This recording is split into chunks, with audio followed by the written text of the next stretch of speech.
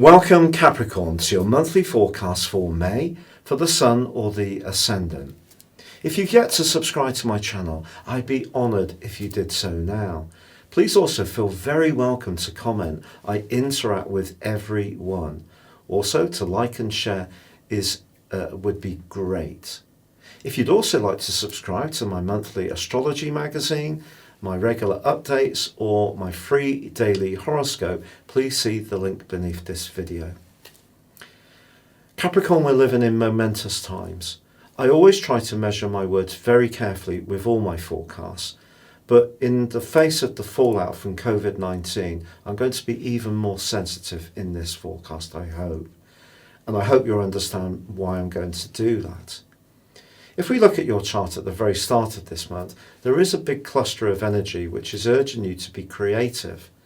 Now, because you've had such a welter of energy in your sign, particularly in January, and that key date on the 12th of January, that may have seen some parts of your existence come under enormous strain, but also giving you an opportunity to really evaluate what works for you in terms of you, the individual. And I think your individual energy is a lot to do with the core message of this month and how you can use your talents, but in a more practical way, which gives you the kind of tangible return which you can relate to, being an earth sign and also a cardinal sign in terms of your quality, which means you're a leader. Also, as we begin this month, Saturn, your ruler, has of course relocated into the sign of Aquarius. So it's asking you to think about your finances, but who isn't at the moment, and also your sense of self-worth. So the fallout that we're going through, it is very important for you to keep a sense of steadiness, which you're legendary for, around what you represent. But also, I think the stars and the planets are pushing you to be a bit more daring in terms of how you can reconstruct your reality in the face of what we've gone through.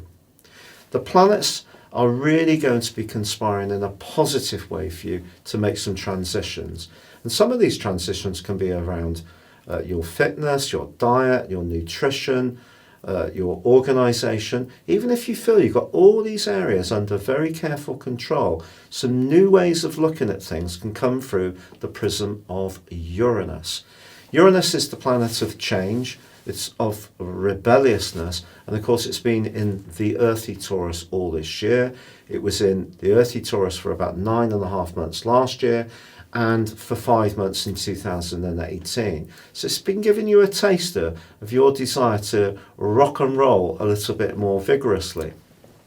But this month, along with Uranus, you also have Mercury for the first 10 days, and the Sun for the first 20 days in the sign of Taurus, which for you gives you a platform to be expressive. But sometimes your naturally reserved nature can feel a little inhibited about expressing yourself. And this is where Saturn in your second house, particularly when he goes into a retrograde, which begins on the 11th of this month, that you keep your spirits up about what defines you. Also, as we begin this month, Venus, which is a very charming, delectable influence, is in the sign of Gemini, where it can be very flirty. And if we didn't have this crisis going on, I'd be saying to people that she could really bring some frivolity and some slinky and sensual moments, and she still can.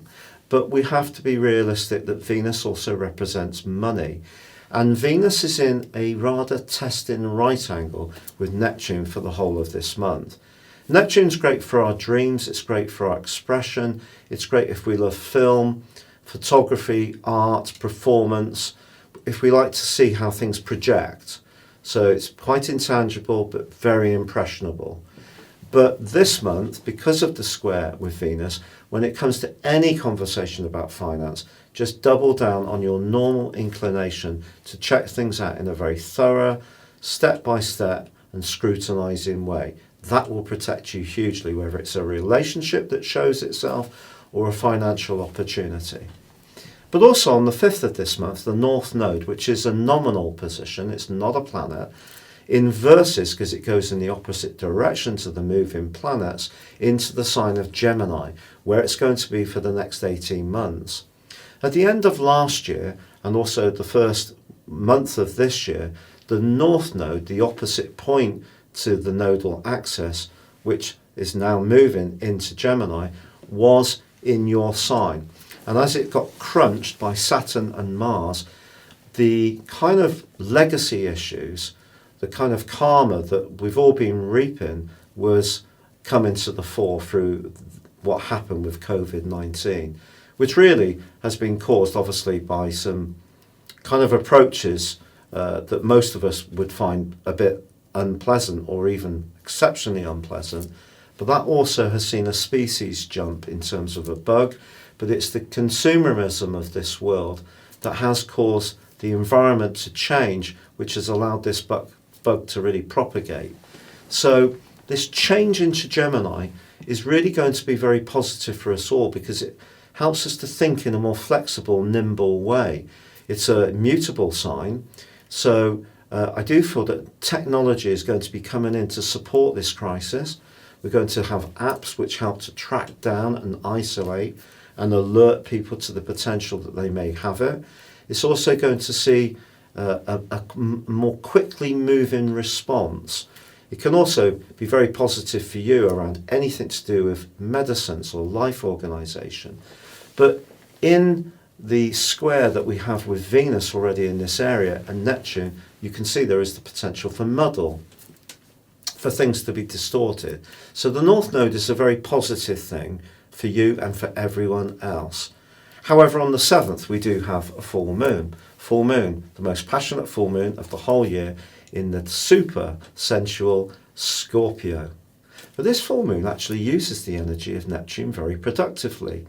And the Sun forges a great link with Neptune in week 2 of this month, but the full moon's energy lasts for 2 weeks through to the 20th of this month. So what I'm getting for you is the need to perhaps decipher where you're going to invest your energies which are self-expressive. So the need to be more individualistic is being pushed forwards by Uranus. It's being nurtured by the thinking of Mercury and the energy of the Sun. So the full moon could see you having some questions to ask about yourself, about how you balance what you want to do for you against what others expect from you, the group, which is the 11th house energy of Scorpio for you. But what Neptune's doing is saying, look, if you do want to make some changes in your friendship group or even around your love life, try to go through the change process in as gentle and as sensitive as a way as possible. So compassion is very much to do with Neptune. So how you express yourself, if you can do it in as sensitive a way as possible, if you do want to make some big changes, then that will help you enormously. Now, on the 11th, Saturn, your ruler, goes into retrograde. It's going to be in retrograde to the 28th of September, initially in Aquarius, so it is potentially going to put quite a grip on your resources. But what a surprise, I think all of our resources have taken some kind of hit since March, perhaps even before that, depending on where you live in the world. So I think all that I can say to you about Saturn retrograde is just invest in your sense of self-worth. And to me, the big posse of planets in your sign in January particularly was all about really sorting out who you wanted to be as an individual. Saturn may have been restricting you in some ways, but Mars, latterly when it moved into Capricorn, but also at the time Mercury and Jupiter, and also at the start of the year Ceres, are all saying to you, along with Pluto, they're all saying to you, well, how can you reconfigure this? How can you restructure you, the person, the individual? So all this 5th house energy this month can be very enabling, but I say this with great sensitivity to the backdrop of the crisis we've gone through. Now, on the 13th, Mars gives you a big helping hand.